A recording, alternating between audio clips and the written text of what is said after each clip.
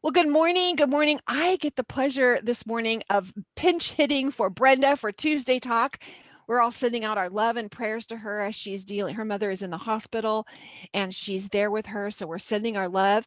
She'll be popping in. She's going to try to pop in, at least say hello during this fun hour. But we just like get to hop on and be with you. And we're so blessed today. Also, with me is Dr. Robin Gould, who is one of our Ruta Cafe favorites. Everyone, we get the best emails, the best responses. So it's really fun. We've got all the ladies on here with us live who'll get to ask questions. I'm sure they'll have lots of them. So welcome, Robin. Thanks for hanging out with me today.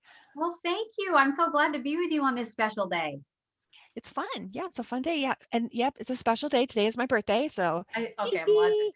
Yay, it's happy 50. birthday. I'm 53 today. 5'3". Yes, it's really exciting. And it's a really fun time of change where I'm working on some health things right now for myself and energy management, inflammatory issues. And I know that seems like it's common between a lot of people. So getting all my water in, getting my rest in. I have hired a health coach who's going to help keep me accountable. I have issues with accountability, apparently. I can do everything else, Robin. It's so crazy, but doing it for myself, it's just too hard. So Yeah. it's been awesome. I like to work independently, but with some accountability. And so I need to Yes. check off a few boxes that don't belong on the same page, but I put them on the same page and it kind of works. I love that. I love that. One of the reasons, Robin, that I called you and we just started talking about that just before I started the recording was that we have had you brought up way back in October at our biblical feminine conference, and then again also in our She Brews conference when you spoke for us at both of those. You brought up a word that, I mean, even going through nursing school, even going through even getting a master's degree in education, never one time had I heard the word attachment. There was attachment issues or an attachment thing. I had never heard that word used before. And then you brought it up. So then I'm like, what is that? Well, then you know what happens, right? Once you have the word, then all these things start. It's like your reticular activator is activated. And now I'm realizing all the things in my life that have an attachment issue. And so can we just chat today about that? Because what I'm seeing is I'm reading the word differently. I'm seeing the whole word differently because I'll just give you my experience and then I'm going to tag. My experience has been that I realized that a lot of times when I had a broken attachment. It was not, there was, my father left when I was a baby. My mother, I was a bonus child out of an affair.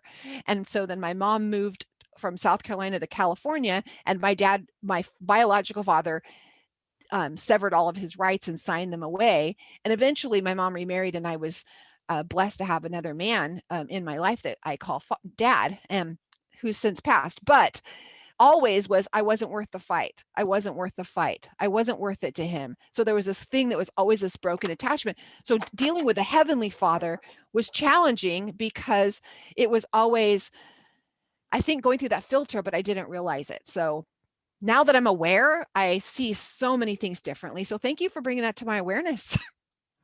Well, you're welcome. It is an interesting phenomenon when people get the idea of what attachment is, and every light bulb, it lights through up your board to see all the areas where it's just almost like this colander, and it sifts through um, all of these areas. And so when people read the Bible without an attachment lens, they don't read the Bible, to be honest. They really don't get what it means, what the point of the Bible is. Really is, you know what? That's such an inflammatory statement.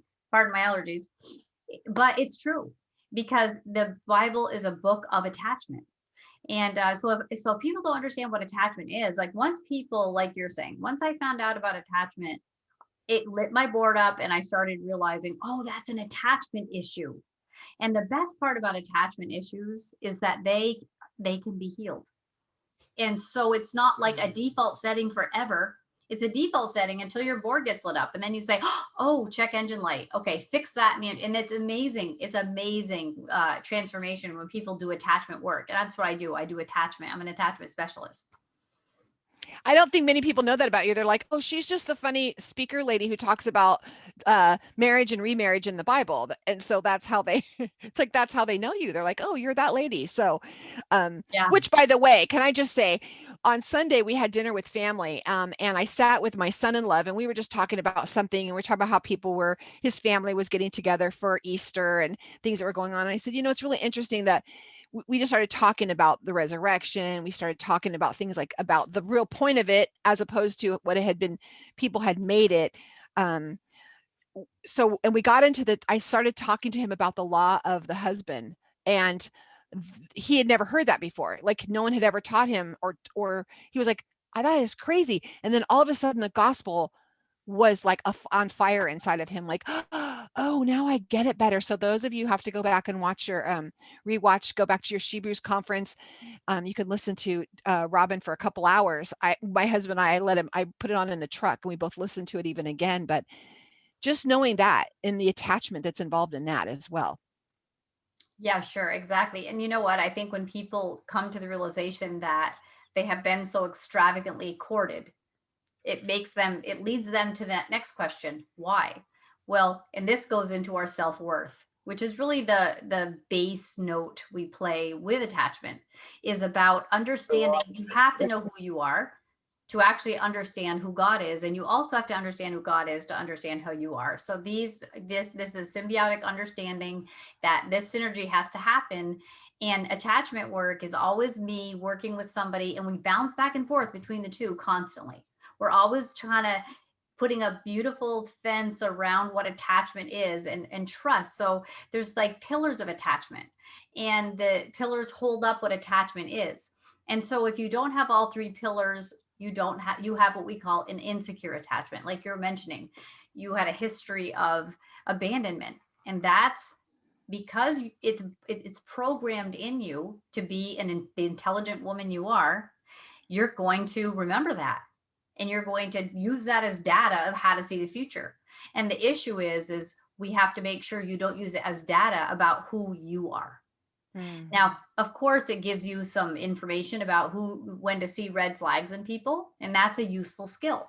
But when it interrupts intimacy in your marriage, or with a trusted other, right? That's where we have to say, okay, it's not you, it's me, but help me. And that's not codependency. That's called community. And it's not even charity, it's community. It's where, let's parent each other a little bit, you know what I mean? And let's all be a part of that, because that's where, Yeshua says, you're my legs and arms and hands. And really, I believe it's to restore the truest understanding, because if the main commandment, that the Father's main objective is he's going to restore all things, then that should be ours, that we let him do it. And our objective is to love, he says, is to love him with everything in us and to love our neighbor as ourself. So we are to value everyone and love ourselves.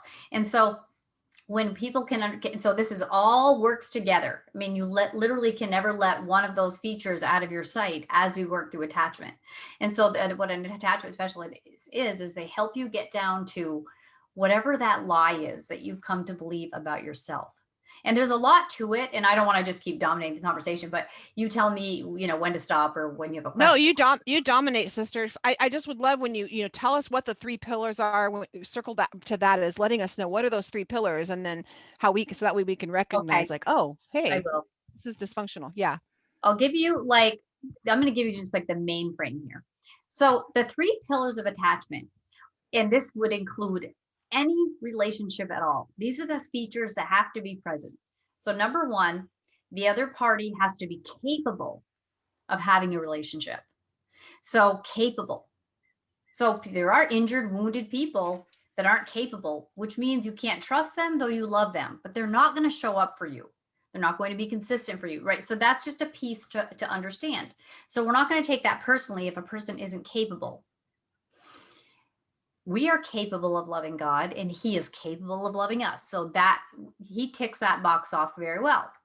He made us. We love him because he first loved us. So he has already given us the love that he pushed it right through us to take it back. Have you ever seen a flower through your child's eyes for the first time and you enjoy the flower all the more? There you go. That's detachment. That's where I would believe the father would be like, oh, look, Charlie's seeing the very first Passover and she's having fun. I'm having fun again.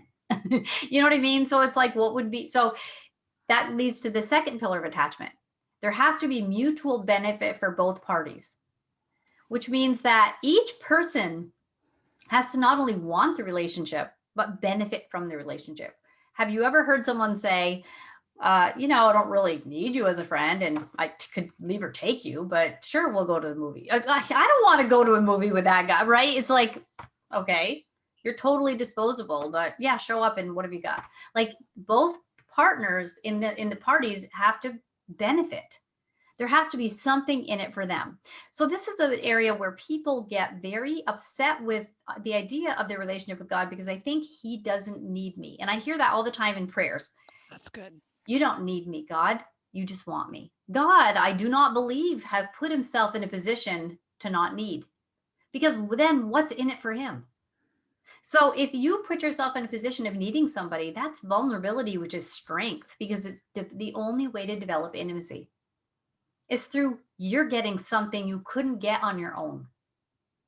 So if we're to be devoted to God, he didn't program robots because you can't program devotion. It doesn't compute that way. We have to be, it's got to be organically experienced and enjoyed. So that's a unique view of God to some people. To me, it's very commonplace now over years of studying this. But what if what if the Father gave you the ability to completely delight him? What if he made you as a gift to give himself? Okay, so that's like an important part, right? He has got to want you. So when we say we go into this whole idea of like, Father, I know I don't deserve your love. And I talk about this all the time. That is such a triggering sentence to me. And I always come out against that. I fundamentally disagree with that because if he's a just God, he's justice and he loves you, then it's just that he loves you, which means you deserve it. So we would never look at a little baby in their mother's arms and say, that baby doesn't deserve that mother's love, but she gives it to him. Are we higher minded and better and nicer than God? You know what I mean? Like, and okay, so that's an important pillar. And then the third pillar is that it has to be, beneficial. They have to be capable, and it's got to be consistent. So disorganized attachment is where, sometimes they're there for you, sometimes they're not. That's how people that have borderline personality disorder become who they are, because they're usually raised by people who have this, approach here, come on, back away. Or sometimes, their parent was there for them and they enjoyed it and basked in the glow, and then they cast a long shadow of rejection. And that's what the borderline word means. It means that they're always testing, where am I don't know, and they're throwing something to the borderline, they're sending you to the borderline, and then they're luring you back. And so that's why those people can be so frustrating. And everybody's got a summer home there because life's hard, right? And no one's perfect, and so we do struggle with these things. But in our relationship with the Father, he's always consistent. And that's where that attachment wound has come in with people that have learned the Torah is salient and for us today. All of a sudden we realized, oh, he didn't just give these people busy work until Uncle Friendly Jesus came and saved us from him. Like that, it was a total attachment wound.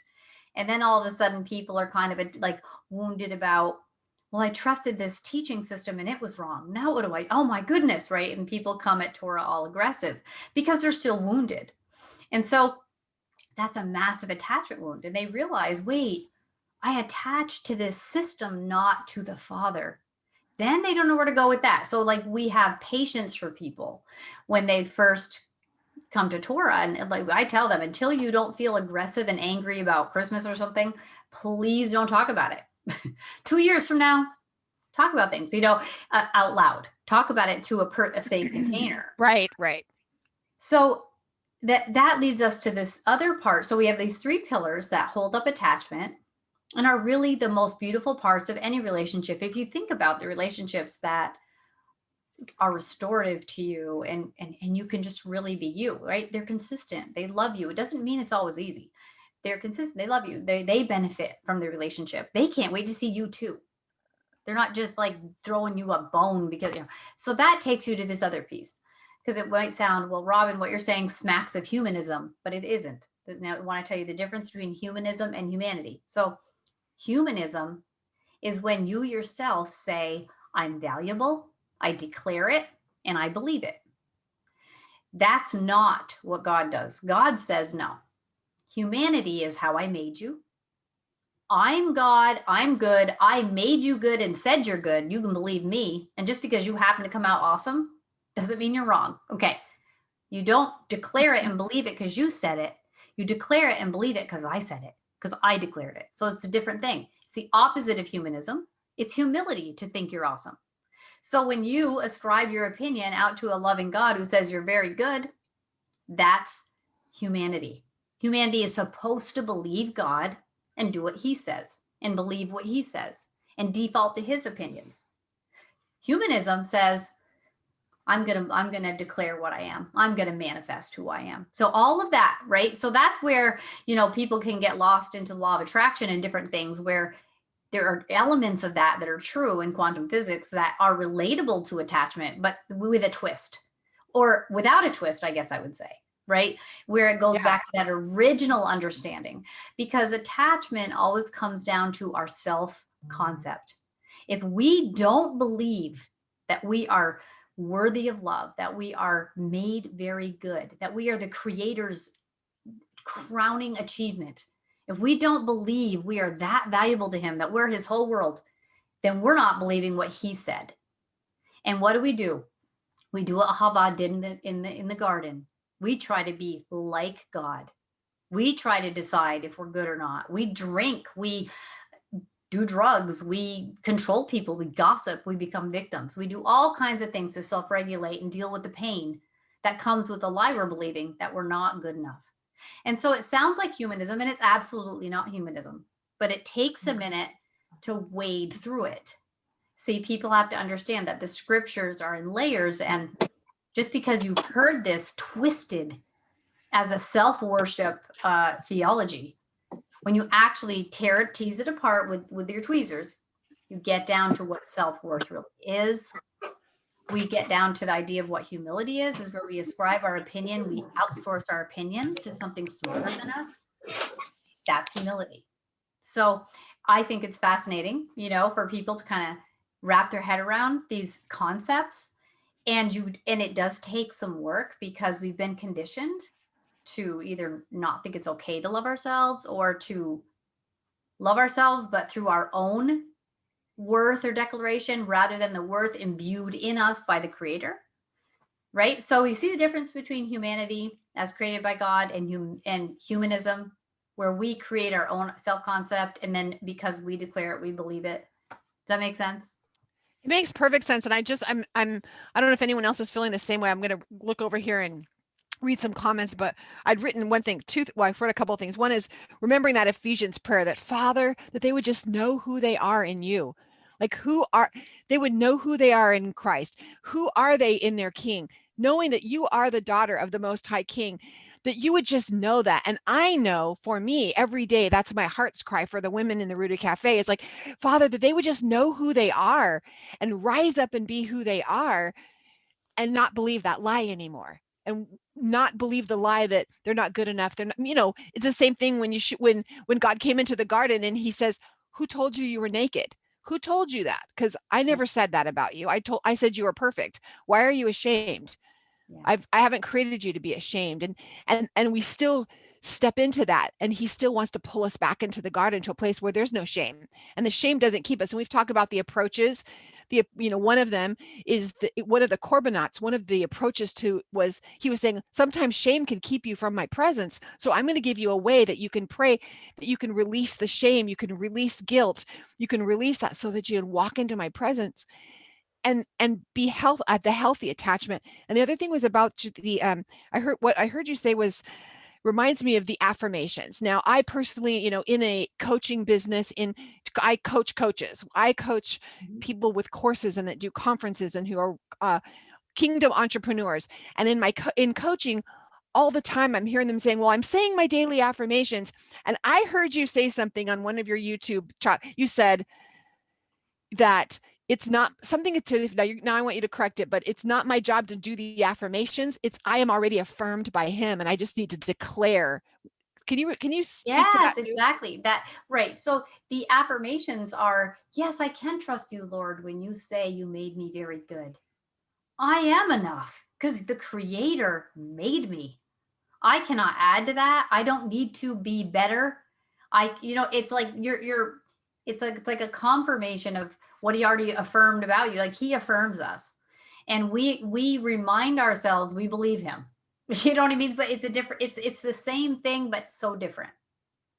So we remind ourselves of who he says we are. And in Ephesus, right? Think about those people. They would like go against their maternal instincts and donate their babies through sacrifice to please this little g God because they didn't believe that they could be very good, right? And everything their little g gods demanded of them was to hurt themselves. And like the people, the Colossians, it's the same thing. Everything was about hurting themselves. Those little g gods required you to hate yourself for them to be happy. And so, of course, talking to these people is to remember, no, the Father made you as the apple of his eye. He's proud of himself. I mean, think of how complicated the human body is. Just look at like a hand. I mean, it's the fact that I can is like, how intelligent is the being that made me that I can do this? And so he's very proud. And so you can be proud through him, right? So, and so the people that do the coaching and teach people declare the truth about you that's already been declared by the Father. You're just repeating what he has already taught. So there's nothing wrong with that. It's just the base understanding that that worth came from him. So number one, it can't be challenged. No matter what you do, you don't even have access to your value. You can't even get your hands on it. It's nothing to do with you. So you can never lose it either. You can't add to it, and then you can't lose it. I think that might be hard to believe for some women. I mean, I could want to see some head shaking. Is there anybody feeling? I mean, that's hard to believe for some women that I can't. I feel like I have messed it all up, Robin. I've messed it all up, and my value now is, or maybe no longer my kids are gone, so now my value was all about my kids. Or COVID, now my job is not all about my job. We put our value in so many other things, or we put our value in the negative things. Like my value is related to how poorly I messed up or how I didn't raise my children a certain way, or Yeah. we think that we have that much control. Or we put our value on how well we understand what I'm saying right now. That has nothing to do with your value. You cannot get this, and it doesn't change your value, is implicit because the creator created you. When I look at you, I see a beautiful woman that Yah created. I can't get my hands on that to affect your value when we are not gods and we can't either. So what we do is we deceive ourselves. Like Eve, she thought she could be like God. And so she ate off this tree so if you think about it, the Father made you and he knows you inside and out. You don't even know you inside and out. And Right. he made you and he knows like what happened to you when you were 14 days old and something shocked you and scared you and what that did in your nervous system and how that comes about now. Like he knows that stuff. Why can she not be the judge and know good from evil? We can know right from wrong. We still don't know good from evil. Only the Father, who knows every cell in your body from the minute it was conceived and before, knows these things. He can judge what's good and evil in all people and you. We can't ever. We can judge evil actions on the earth. But as far as another person, we can say that's wrong to steal. Maybe they're stealing baby formula. Only the Father decides if that's evil because he's the judge. But when Hava ate off that tree, she was wanting to be like God and deciding if she was good or evil. And then it says when she was hiding and they were ashamed, that word for shame is confounded, which means you don't know who you are. And so you're hiding because you don't know what to expose, because you don't know who you are and you don't know what parts are safe to see. But the Father had complete intimacy and safety until she made that decision, which he knew she'd do or whatever. But intimacy is never formed in the presence of fear. And so they hid and they were afraid. It wasn't like they ran to Papa and said, we did the wrong thing and we thought we could be you.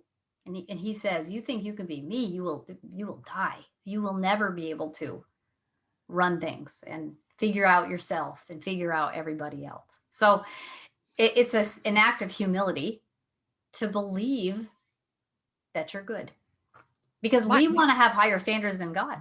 I'm my not. my I don't know if anybody else is. I'm already like I wrote two things down you already said that I'm gonna be just pondering. One was that we can know right from wrong, but not good from evil. I have never heard it put that way before, and I'm just gonna just put myself out there as the dumb girl today. But I'm just saying I have never heard it spoken that way because, we hear all the time, well, you can judge the fruit. Well, you can judge this because people want to justify judging someone. And there's a difference when saying something is tov and lo tov.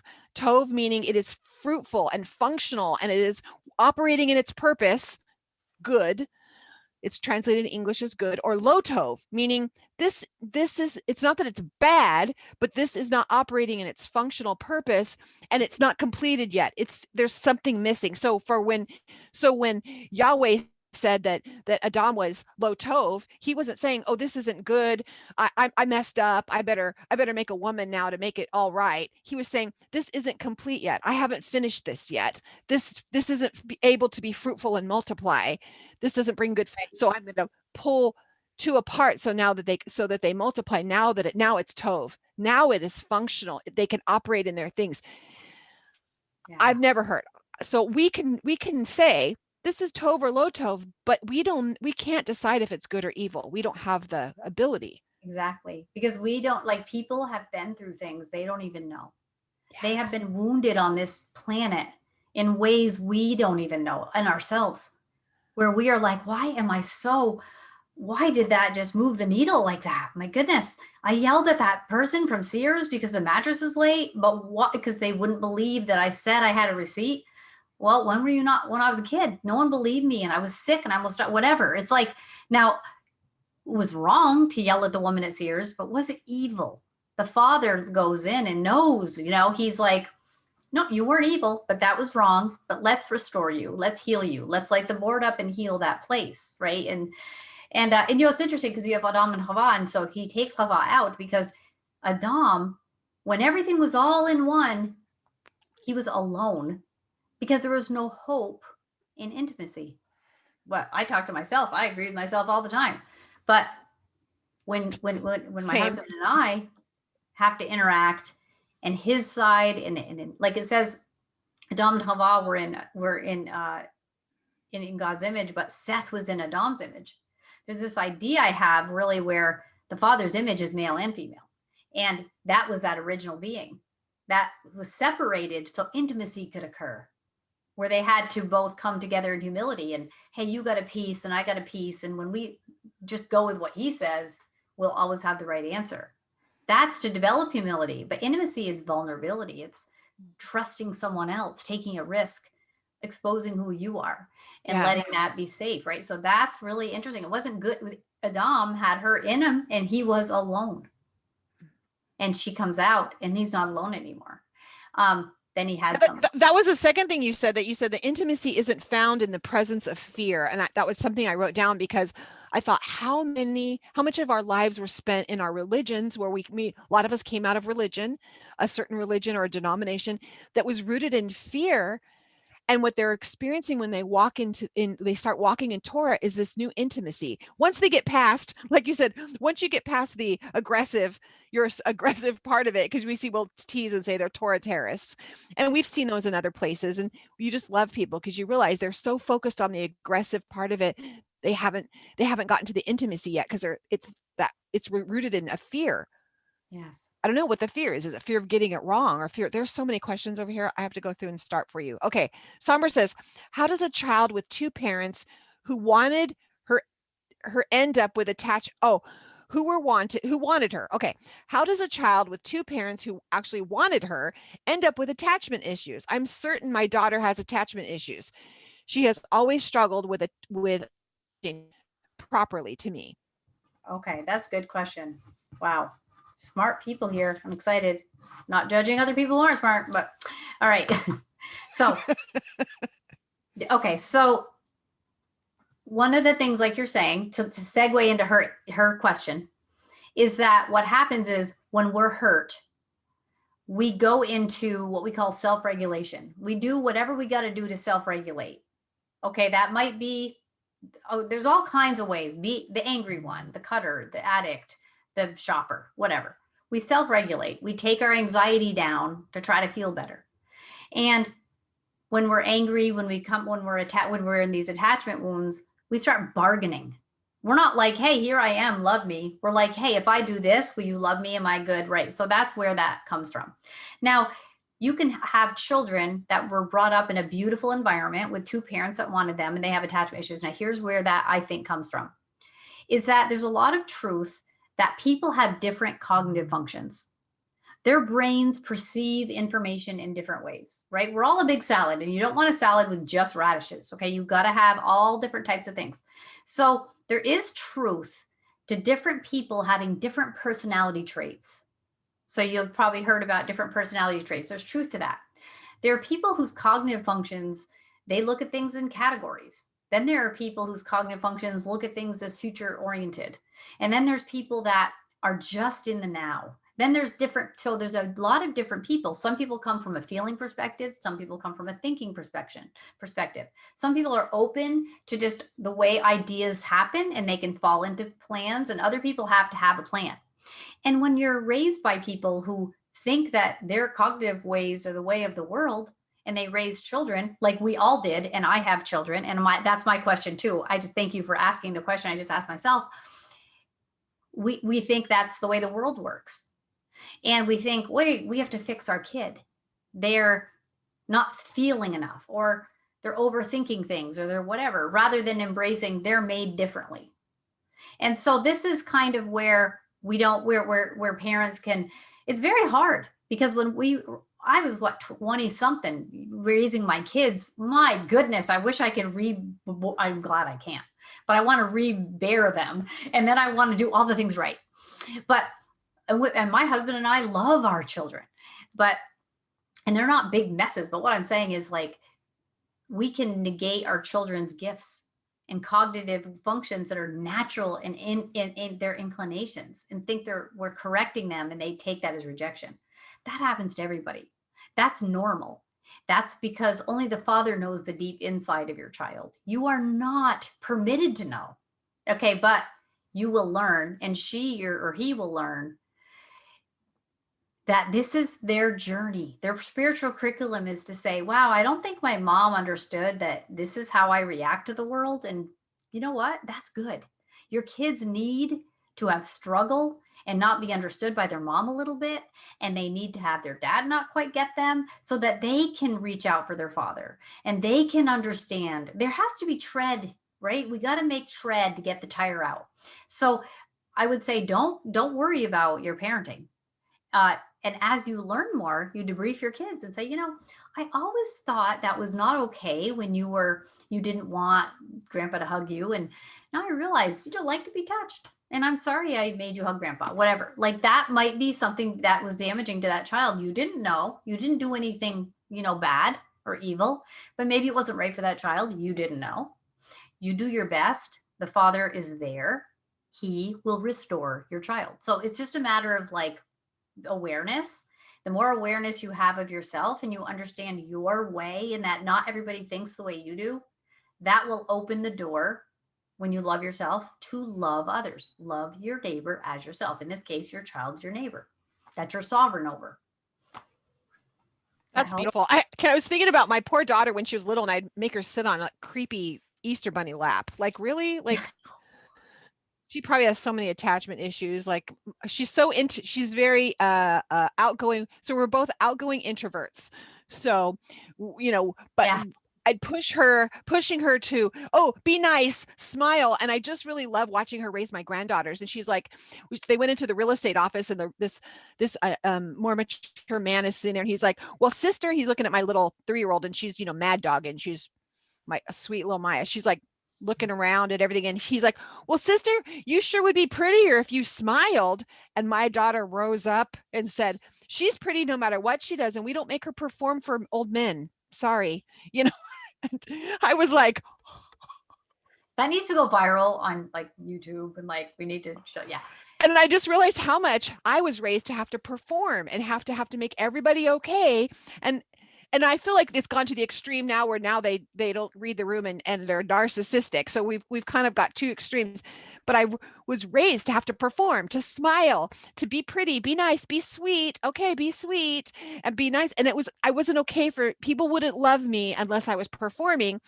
So I remember going through with this sozo session and I thought it was going to be about my marriage and it turned out becoming about the father showed me this image of like a puppeteer, and it was my mother with a puppeteer and causing me to perform everywhere so that she would present well, and then I would get attention if I performed a certain way, and I would get retention restricted if I didn't perform a certain way. And so I realized, I mean, just breaking that off of me, the freedom was crazy. It was amazing. Yes, and it kind of leads to the bigger statement that we can all embrace, I hope, is that all things do work toward the good for those who Mhm. believe and are called for his purpose. So even the mistakes we or others have made with us, look at what Yes. it does now. Look what you do now. Look how many women are blessed in your being an introvert presenting as an extrovert, which I'm the same thing. But we had to learn to adapt, and we did, and it developed a skill, right? It was like a glittering sword put in our hand okay, I'm going to get through this planet, I'm going to get my point across. But see, we're all supposed to have struggle. That's where those olives are crushed, and that Right. non-transferable oil for the 10 virgins, right? Like, dude, you have got to get crushed yourself. So our children will get crushed in our good parenting, in our beautiful Oh, attention, we're intentions. We're going to crush our kids. And you know what? It's supposed to happen. And so we don't have, we're not God, we're not in control. We don't know everything. We do the best we can. We deal with the fallout. The Father restores all things. So we have to remember every day, say this to yourself: I am not God. I am not in control. I don't know everything about my child. I know a lot about my child, but not everything. I know what I know. I know what made me safe when I was a kid, and I'm going to try to make her feel safe too. But that might not be the way she rolls, but I don't know that. You know why? I'm not God. I'm not in control. So that's not like that can take some of that, or hopefully all of that condemnation off us. Our children need to be crushed. Our lives are about wine and grapes being crushed and stomped on and beautiful wine coming out of it. Each person has to come up with a story in their life. They have to be able to say in front of 14 other people, like, my mom made me perform, and someone else is like, oh, so did mine. Number one, that woman heard you. Number two, we're a community. Number three, I'm sure that mom didn't mean it, but if she, whatever, my mom did. It's like, but look where we are. We share intimacy. We bond on that point. yes. It's all supposed to happen. I agree. And I think that's another way of putting it. We have our testimonies. We're working on our testimonies so that we're relatable to someone. So, there's women who have come to me saying, Charlie, I noticed that you have a tattoo on your arm. And I do have I have other ones. It was during a season of my wilderness experience that I decided that I was going to go the opposite way and think I was a biker chick or something. And so, but what happens is now other women can approach me. I feel instead, I'm not ashamed. I'm not, here it is. No, would I do it over again? If I knew what I knew now, no, I would not have gone and got a bunch of tattoos. But this is who I am now. So what happens then is I can, I feel that other people can feel I'm approachable because I'm not to them where maybe someone else wouldn't be approachable to them. Same goes with ladies. It's your testimony. Yes. Careful who you throw it all out to, but your testimony. And testimonies are hindsight stories, not forethought adventures where we're bargaining to create a story. Our book of days are written down as it happens, not like, I'm going to go and do this, and boy, am I going to have a story for you. That's not even authentic or organic. It's always going to be, when we look back, we say, oh, I see where God was. Very important thing to remember. Um, You got to say that again. Our so testimonies aren't hindsight stories, yeah, but they're hindsight activities that our testimony comes out of it, but they're not uh-huh, predicted stories that we're writing the script for. There's right, no pressing in that. That's acting. That's performing. That's right. trying to create a good story. You're already a good story, right? right? So it's not like Joseph's like, man, I'm gonna go where I get put in prison, like, you know what I mean? No, but in hindsight, great story. And so that's like our book of days is always going to be in hindsight. If we have the ability and the space and the presence of mind to look back and say, what's the testimony there? And that isn't a fake thing. Like there are people that always have a testimony. And that's so annoying. It's like, you don't, okay, what? Everything's a testimony, everything. And then they start walking into creating testimonies. That's where that Torah Costal thing comes in. But when we organically walk through our lives loving and just being and like honoring and just humbling and engaging in the adventure of life, testimonies are coming at you. Oh my gosh, Torah Costal. Oh, it's new. I'm grabbing it. Yeah, it's the new 2021 word. 2020 was Torah Terrace. We're doing Torah Costals now. That Torah Costals, I, yeah. I resemble that. I resemble that remark. That's kind Resemble of the performance mode of the Torah community. I'm gonna. People even deny their own grief because they think, oh, how can I make other people feel good? Well, you're Right. not God. Right. Grieve when you grieve. Cry it out. Let those tears dry, and then move forward. And it's a testimony. Exactly. I think such a performance. I grew up fully in Pentecostal in an Assembly of God in the denomination, and the performance, having to memorize certain things and check off the box. So when I was reading the word, it was always just to get the boxes checked off.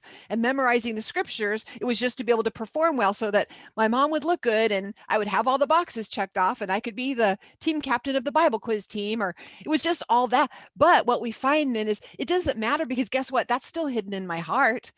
That doesn't return void. It still all happened for a reason. And I hope so many mothers are listening, and if they replay this out loud for fathers to hear, that when you said that our children get crushed in our parenting, that's part. I hope there was freedom. I hope there was freedom to all of you, that you know what, there is freedom, that your children can get crushed in your parenting, but that he was using it for that. He can use you as a correction rod. Knowing that, I know that, for example, with my own daughter, during my wilderness time, here up to 16, she never even heard me say a bad word. Our home was so perfect.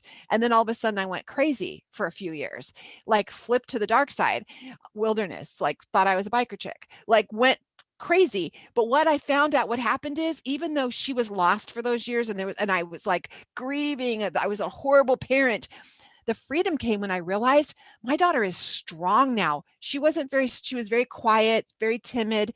Now she's a lion, sister girl. She can make things happen. And she needed to go through what she had to go through to get stronger, to build muscle, build tenacity, to know the difference between what was low tov, because she saw it, and also to watch me work through all of it. It was just all worked for good. So mothers, release it. You are not that powerful. Your children are going to be okay. And wow, that was freedom for me right there. Amen. It is freedom. And I think, like, to understand that we don't have sovereignty over the past. That's not ours anymore. We have no sovereignty over the future. Only the Father's outside of time and has sovereignty over all. We have sovereignty over now. And trust is all we can play with. That's the only toy and tool we have, really, is trust. And so I know people who have found the Father because they had an abortion. And that's how they found, and they have impacted millions of people. Now, I'm not going to say go get an abortion so you can have a testimony, like, but, and I'm not, can't judge all these things about, that's a very complicated issue. Am I glad she got what she, see what I mean? It's complicated. So what can she do? She can't go back and undo that. She repents, she loves, and the Father restores, and the Father makes everything okay. And people say, well, God can't make everything okay. Yes, he can. Because we had redefined what okay means. Okay means we got through today, and we're going to get through tomorrow. Because that's what okay He makes it functional. He makes it tove, where it is functional, where it isn't fractured. He puts the pieces together so you can function in the purpose that you were here to function for. Yeah. It was, you had said that is the second pillar you talked about was mutual benefit from both parties. I think that I put a note on that one because I feel that a lot of women, in my opinion, might be stuck in this because they feel disposable. Yeah. By God and by their partners and by their friends and by themselves. And so what are some, can you give us some practical tools on for that? Because I feel like a lot of the stuff that you're saying is definition of what the whole Rooted Cafe is all about. What it's birthed out of was the need for community where women had a safe place to be able to and I didn't know the words of the attachment issues, but to be able to heal from issues of attachment and find that we can disagree, and there's a lot of us on different calendars. We're on all kinds of, and it doesn't matter because we all believe that Yeshua is our Messiah. We believe that we believe who we are in him. All the other stuff doesn't really matter, but it's a safe place, and there's not someone going to say, well, you don't believe what I believe, so bye. That it's a good attachment place. But what are some practical tips or practical ways to walk out of that mentality of feeling disposable? Well, and that's a really good question. And that's probably the core question about um, attachment and about, so feeling disposable means really when you get down to that, we unlayer that, that usually comes almost pretty much all the time comes down to feeling worthless. And if you are unaware of the worth the Father's imbued in you, and you believe your own rhetoric rather than his declaration and his creation, then you will feel, because you will never be able to make yourself worthy. So you will feel disposable. But people feel like they're disposable, first of all, to God. Like he doesn't need me. So whenever you hear someone pray and say, Father, I know you don't need me. I just want you to say, thank God he needs me. Like he needs me because he wouldn't have made me if he didn't need me. Right? This whole idea that God doesn't benefit from you. That's a huge, you're lost in the abyss. You're a passenger in that movie Passengers with nowhere to go in a ship because you've got to know that there's something in it for him, because there's an attachment piece there that it's not like I just throw that thing, I don't need a bone and love it because I'm nice. That's a really damaging mentality. And it's not true. Because if you were disposable, would he have sent his son? Would he extravagantly done what he had to do, release us from anything that would sever a betrothal? No, of course not. Is he capable as the creator to make anything, any person that's not worthy of love? Is our little baby that we're holding worth love? So you're worth love. You're made, just because you made your child, that child's worth love. And so if you feel like you're disposable, you'll act disposable and you'll start bargaining with God. Like, listen, here's how I'm not going to be disposable. I've got to keep the status quo. Okay, I'll offer this. I'll do this. I'll do this. But it's a very big crisis of faith when people start acknowledging that they're worth something. And then all of a sudden they see the hundreds of behaviors that they use every day to bargain with God about why they're worth something. And you're kind of empty for a while because those voices are loud and busy. And there's a lot of them. Can you give us examples? Can you give us examples of those, what we might hear? Like the busy one. She's very busy. She does a lot of things. She helps a lot of people. If you need a casserole, someone's dead, you got a casserole. This woman's here. She's always there. She'll answer the call. She'll do the thing. I was so busy today. Can I tell you what I did today? Well, I repaved the driveway, and then I talked this person down from suicide. And then, you know what I did? I changed all the light bulbs and all the batteries and the fire things. And like, man, I can deserve to just lay my head down. It's a good feeling to be me. Okay. What if she isn't doing that? What if she gets fibromyalgia? What if all she brings to the table are needs and she realizes she feels like nothing? I didn't tell you to tell my testimony. Okay.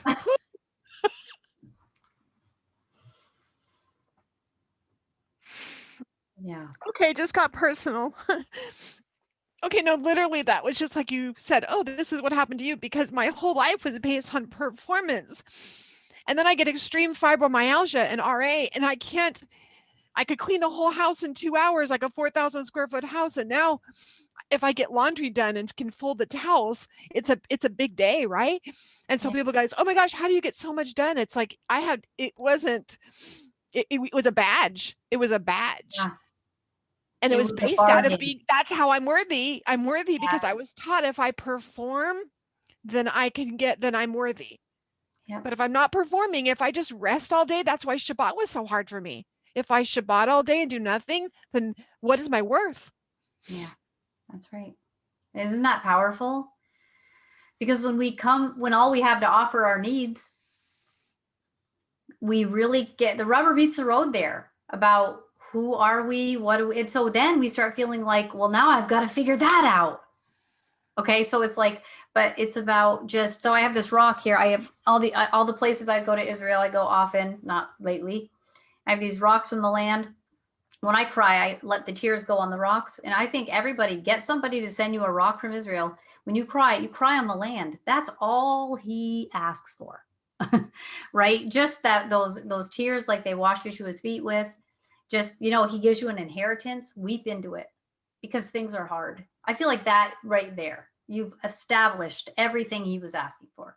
Not that he wants you to be sad, but he wants you with him. Right. And so there's so many, so from a practical sense, we work with safe women. We work together, we talk, and we get down to, wow, I'm a big fat nothing unless I do all those things. But that's a lie, because no, I'm everything. And those things were robbing me of that knowledge. So I need that day of pullback. So I'm not my own habit anymore. Right. And the world isn't my habit, and my performance isn't a habit anymore. And so on the 6th, 7th day, we withdraw so we can understand our world. The only way to understand it is to leave it. And so we lay in bed sick and we have nothing to offer. And then that's how we find out what the lies are. But the best part about that is when you find out what the lies are, you suddenly are firstly known now about what the truth is. That you are fearfully and wonderfully made. And just the way you are, laying in bed, drooling on yourself, the Father loves you. The Father is amazed at your just that you exist, that he made you. And then your performance, for me, my journey in this is since, I feel like you hit me. And if someone else says, you nailed me, you hit me right where it hurts. I think that for me now, what has happened is when it was so hard, and where I'm pushing through to try to perform and do things, then what happens is for me, my drug of choice is food. So then I turn to food to ease that pain, to ease, okay, I don't feel good, so I'm going to eat, or I'm tired, so I'm going to eat. And so other women, maybe you shop. Maybe food's not your thing. Maybe you shop because you're feeling there's a hole in your soul that you're trying to fill. For me, it's been food. So now it hasn't been finding a healthy way to say, I don't have to perform, but I know is I want to inspire and encourage women to know who they are, know whose they are. And to do that, I need to have the energy. So I need to manage my energy well. And eating crazy food doesn't manage my energy well. And it can come from a healthy place. Then once you grab onto that, I feel like you can get, for me, I feel I'm in a more healthy place. It's not about, oh my gosh, I need to lose 60 pounds. It's about, there's a purpose on my life.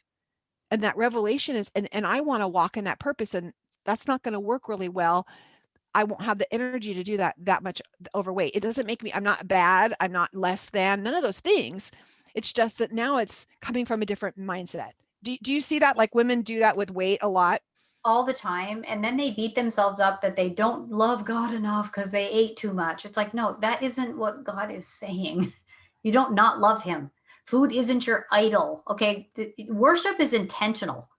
Okay. Worship is where you show up and you're present. When you judge people and you're like, I don't think they're really worshiping. You're at church. You're like, I don't think they're really, it's actually, you have to really focus to worship. So if you're eating, you're defaulting into a self-regulation. We're defaulting into a false self. The false self is the eater.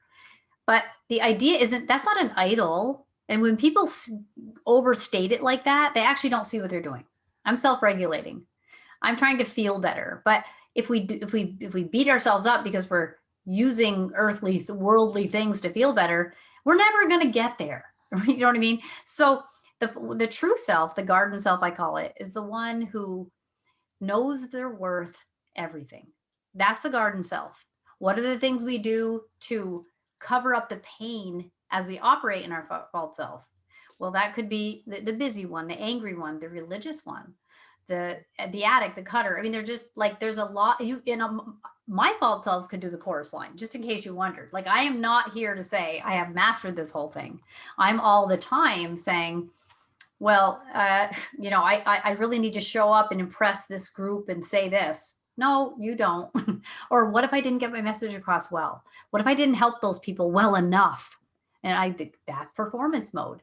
That's uh, almost outcome based. Like, was the outcome according to what I judged as like fruitful? Or did I just do my best and the outcome's up to the Father, right? And so you see what I mean? That would put me as the false self of being the judge. I'm going to judge whether this was good or bad. Well, sometimes you can have an argument with somebody, stay true to yourself, leave, and it benefited them, even though no one felt better. So we just don't know all that. But the false self versus the true self. And so what's great is women can get together and talk about their false selves. And we don't want to jump from one false self to the next to another one. Like, well, okay, so I no longer perform for people. Now I withdraw and no one can reach me. I'm the withdrawer. That's another false self. Okay. We're always on this journey. And when we were sent out of the garden to toil, this is the toil, right? We got to figure out this stuff. We have to always keep defaulting back to trusting our Father. Because imagine if you ever heard your children, say you have a 9-year-old and somebody said, you're a jerk. Now there's two ways a kid could say, no, I'm not. And you'd be like, good for you. But what if they said, my mom says I'm a good person, so I don't believe you. You would be like melting, like, they got that from me. Well, would the Father love to be the joy of the Lord is my strength? Isn't that joy? He gives you that strength. He's so happy. She trusts me. I can keep her safe. I'm the guardrail. The more she trusts me, the less she's going to go off that cliff. Good for her. And good for me. He says, good for me. Because the Father is proud of himself. And that's why he wants and deserves worship. That's where we're different from him. That's why it's love him with everything in you, and then love your neighbors yourselves on a different level the next rung, right? But you see that?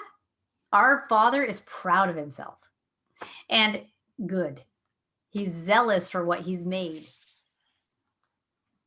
So good. So good. I'm going to read this one last one and then we'll let everyone go for the day. But Lori Dawn says, I don't feel like I'm necessary, but I look everywhere for ways to feel indispensable.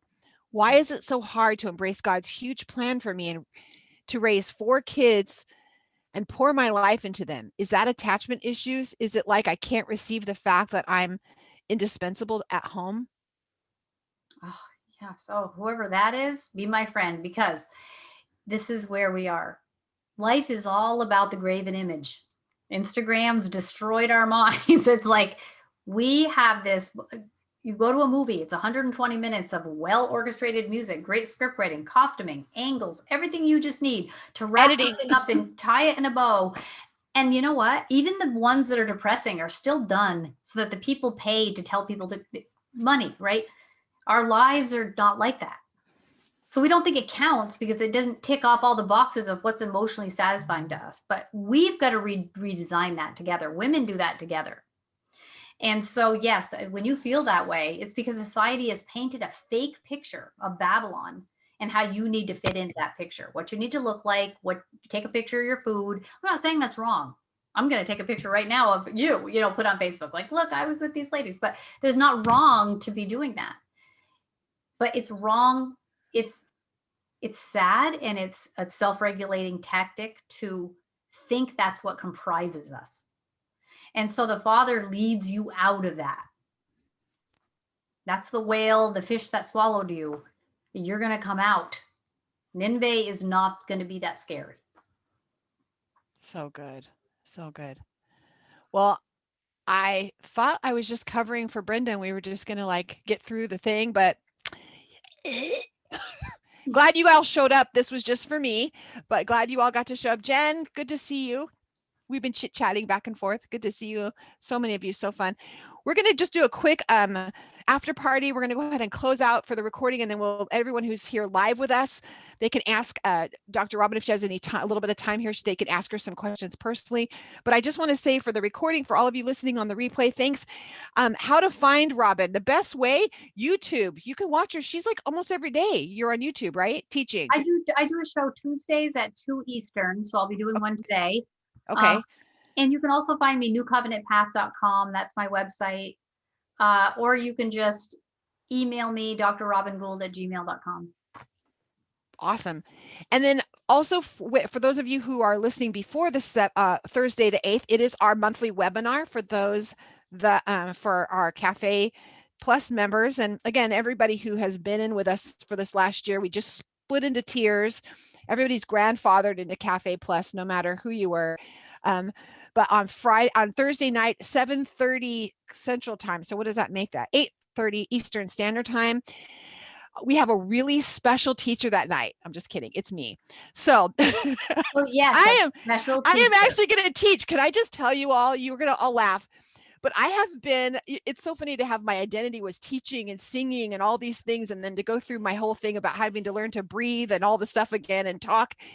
And then starting the Rooted Cafe, I felt like everyone was so much smarter than me. I went through this whole talk about attachment issues back, and then I was trying to find someone to speak on Thursday, and I just kept hearing the father say, "Why aren't you doing it? Like, why aren't you teaching? You teach." And I was like, "Oh, well, there's other people who are just way better. I'll just have them." And he's like, "Nope, you're doing it. Nope, you're doing it." So I'm doing it. And here's what we're going to talk about. I have some secrets. I'm going to share with you about how to actually have patience.